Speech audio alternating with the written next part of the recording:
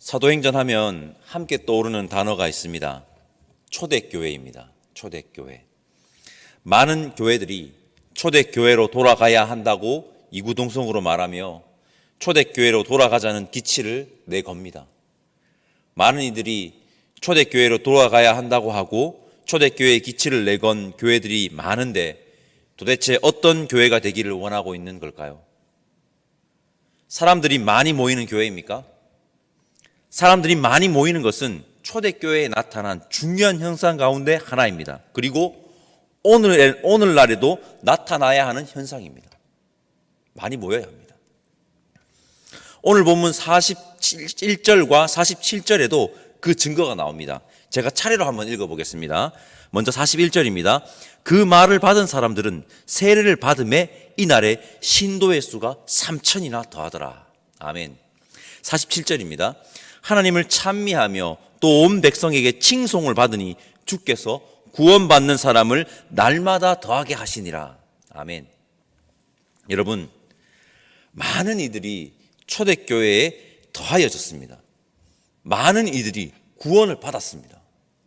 초대교회에 사람들이 많아지는 현상이 일어난 것입니다. 저는 이것이 목적이 아닌 자연스러운 현상이 되어야 한다고 생각합니다. 우리는 초대교회를 돌아가야 한다고 말하면서 초대교회의 분명한 목적을 망각하고 초대교회의 교인들의 삶을 보지도 않고 닮아가려고 하지도 않습니다. 다 건너뛰고 초대교회에 일어났던 현상, 사람이 많아지는 것에만 관심이 있고 부러워합니다. 사도행전의 목적을 한 단어로 말할 수 있습니다. 그것은요, 복음입니다. 사도행전의 핵심입니다. 복음, 예수 그리스도. 그리고 우리가 준비가 되어야 합니다. 초대교회의 모습이 우리 교회에서도 나타나야 한다는 것입니다. 오늘 본문 사도행전 2장에도 중요한 장면이 나옵니다. 우리는 이러한 역사 없이 그저 많은 사람들을 모집하는 것 그 자체의 목적이 되어서는 안 됩니다. 여러분 오해하시기 마시길 바랍니다. 저는 지금 부흥하지 말자고 말하는 것이 아닙니다. 저는 많은 이들이 교회를 통해서 구원을 받고 많이 모였으면 좋겠습니다. 여러분, 저는 지금 제발 부흥하자고, 우리 부흥에 힘쓰자고 말하고 있는 것입니다. 저는 우리 효목제일교회가 부흥하기를 원합니다. 많은 이들이 주님의 몸된 교회를 통해서 구원을 받는 역사가 있기를 바라고 또 바랍니다. 그렇게 복음의 역사가 일어나기 위해 우리가 해야 하는 일이 있습니다. 오늘 사도행전 2장에 나오는 우리가 초대교회로 돌아가기 위해 해야 하는 것들을 말씀드리겠습니다. 우리 함께 1절에서 4절까지 말씀 함께 읽어봅시다. 1절에서 4절입니다. 오순절 날이 이미 이르매 그들이 다 같이 한 곳에 모였더니 호련히 하늘로부터 급하고 강한 바람 같은 소리가 있어 그들이 앉은 온 집에 가득하며 마치 불의 혀처럼 갈라지는 것들이 그들에게 보여 각 사람 위에 하나씩 임하여 있더니 그들이 다 성령의 충만함을 받고 성령이 말하게 하심을 따라 다른 언어들로 말하기 시작하니라. 아멘. 성령이 임했습니다. 성령이. 여러분, 우리는 성령을 받아야 합니다. 우리 성령 받읍시다. 오늘 본문을 한번 잘 보십시오. 성령이 어떻게 임했다고 합니까? 각 사람 위에 하나씩. 이것은 너무 중요합니다. 성령을 받는 것은요, 개인적인 것과 동시에 공동체적입니다. 여기에 앉아 예배드리는 성도님들 각자 한 사람 한 사람마다 성령이 임하시기를 바랍니다. 아니, 여러분 임하셔야 합니다. 한 사람 한 사람마다.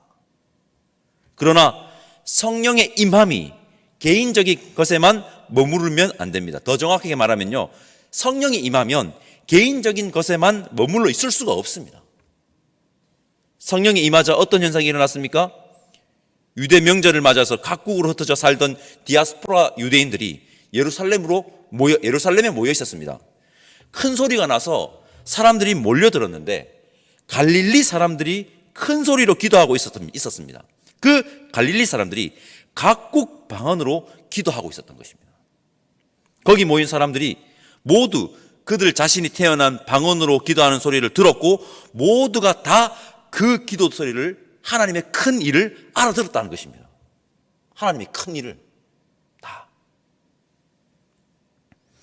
사도행전 2장에 나오는 이 오순절 성령 강림 사건의 방언 역사를 창세기의 바벨탑 사건과 연결하여 봅니다. 교만함이 하늘에 찔렀던 하나님께 불순종한 사람들의 교만함을 막기 위해서 하나님은 무엇을 흩으셨죠? 그들의 언어를 흩어버리신 거죠. 성령이 임하고 다른 출신의 사람들이 기도 소리를 알아들었다. 다른 말을 하는 사람들이 다 그 기도 소리를 알아들었다. 하나님의 큰 일을, 이것은요 하나됨을 말하고 있는 것입니다. 하나됨.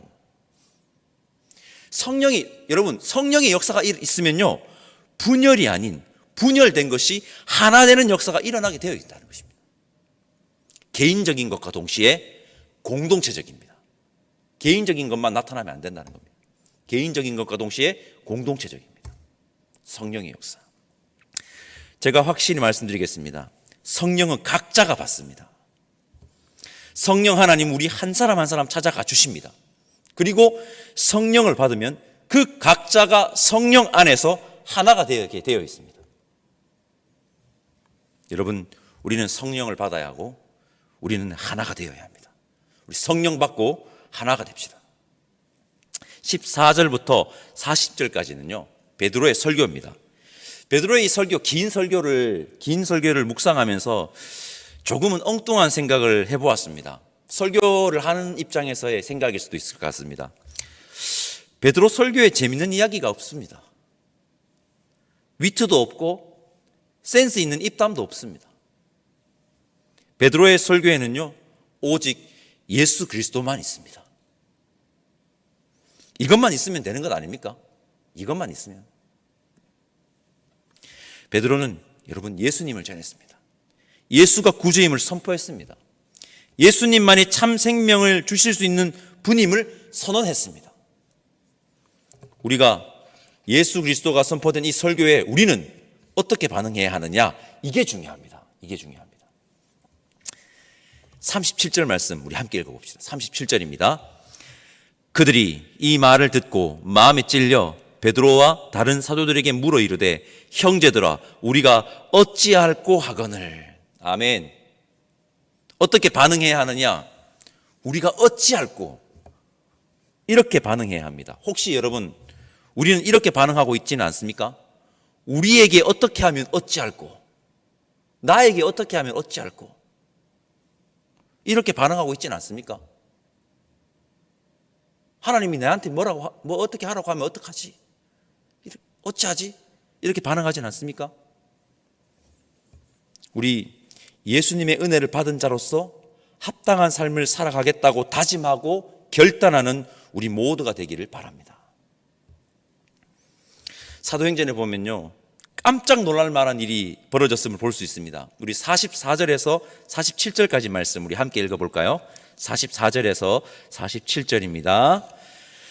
믿는 사람이 다 함께 있어 모든 물건을 서로 통용하고 또 재산과 소유를 팔아 각 사람의 필요를 따라 나눠주며 날마다 마음을 같이하여 성전에 모이기를 힘쓰고 집에서 떡을 떼며 기쁨과 순전한 마음으로 음식을 먹고 하나님을 찬미하며 또 온 백성에게 칭송을 받으니 주께서 구원받는 사람을 날마다 더하게 하시리라. 아멘. 물건을 서로 통용하고 재산과 소유를 팔아서 필요한 사람들에게 나눠줍니다.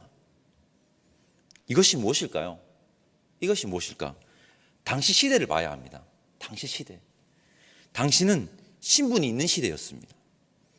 신분으로 인해 가난이 대물림되었을 것이고 아무리 발버둥 쳐봐도 가난이라는 굴레에서 벗어나지 못하는 경우가 허다했을 것입니다.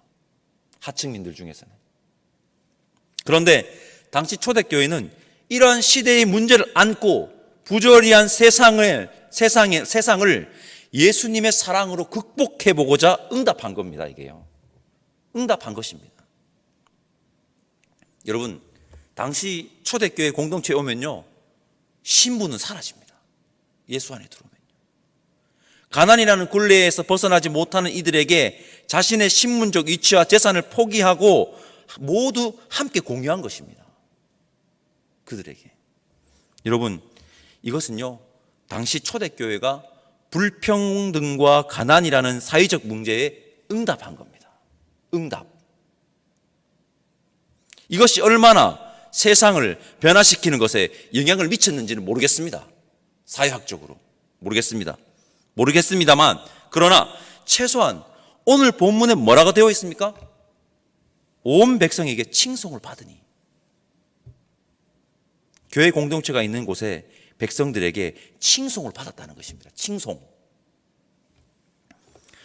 우리 교회는 사회적 문제에 응답을 하고 있습니까? 우리 교회는 온 백성에게 칭송을 받고 있습니까? 하나님만 알아주면 되지 온 백성에게 칭송을 받을 필요가 있나요? 생각하시는 분들이 있을지는 모르겠습니다. 이 말은요, 반은 맞고 반은 틀렸습니다. 우리는 세상 사람들이 몰라줘도요, 여러분, 우리는 세상 사람들이 몰라줘도 복음의 사역을 감당해야 합니다. 그러나 우리가 명심해야 하는 것이 있는데, 우리가 복음을 전해야 하는 자들이요, 온 백성이라는 것입니다. 온 백성. 그들에게 전해야 되잖아요. 그들에게 복음을. 세상을 품지 않고 세상의 문제에 응답하지 않고 사람들로부터 칭송을 받을 수 있을까요? 못 받습니다. 어떻게 받습니까? 저는 우리 교회가 사회적 문제에 응답하는 교회, 세상을 품는 교회가 되기를 바라고요, 온 백성에게 비난이 아닌 칭송을 받는 교회가 되기를 바랍니다. 성도 여러분, 우리는 초대교회로 돌아가야 합니다. 우리가 초대교회로 돌아가서 부흥의 역사가 이곳에 우리 효목교회에게 있기를 간절히 소망합니다. 2000여 년 전 역사하셨던 하나님께서 지금도 살아 역사하시기에 오늘 우리에게도 초대교회의 역사는 반드시 있을 것입니다. 반드시 있습니다. 그러기 위해서 우리가 해야 하는 것 잊지 맙시다. 첫째, 성령을 받아 우리는 하나가 되어야 합니다. 둘째, 우리 마음에 여러분 어찌할 거의 마음이 있어야 합니다. 어찌할 거. 셋째, 세상을 품고 사회적 문제에 응답하는 교회가 되어야 합니다. 그렇게 온 백성에게 칭송을 받는 교회가 우리 효목제일교회이기를 간절히 소망합니다. 그렇다면 초대교회의 역사는 지금 2021년에도 있을 것입니다. 기도하겠습니다. 하나님,